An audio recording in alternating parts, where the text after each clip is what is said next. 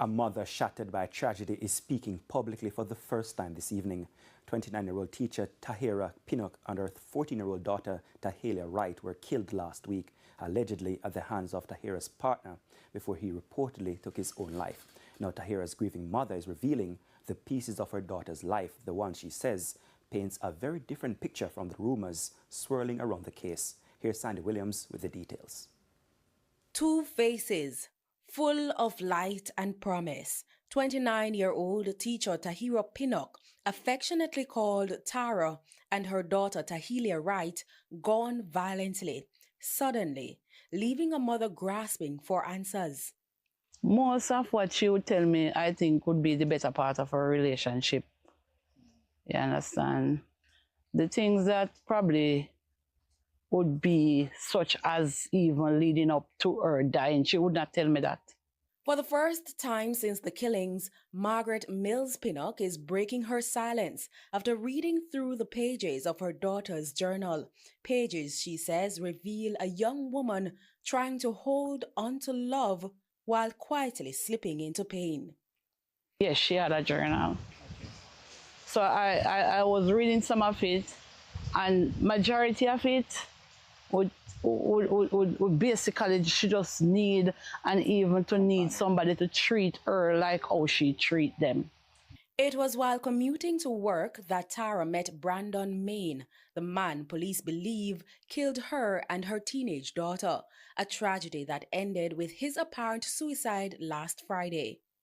She's a person of progress, and she believed she saw progress in this young man.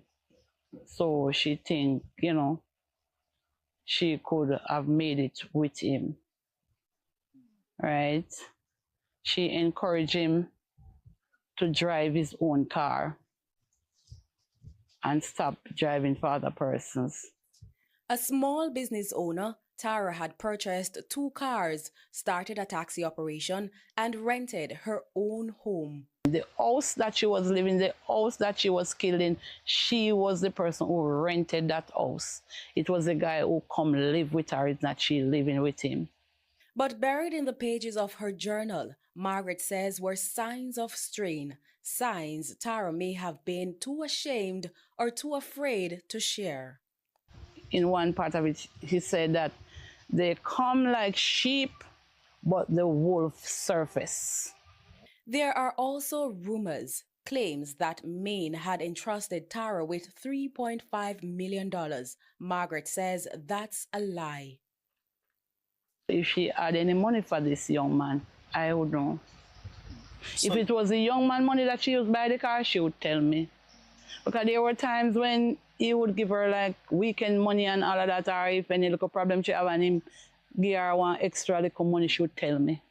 Margaret is mourning not just the loss of her daughter and granddaughter, but the unseen battles Tara may have been fighting alone, a painful reminder of the silent wounds behind many domestic disputes, wounds that sometimes only come to light when it is far too late.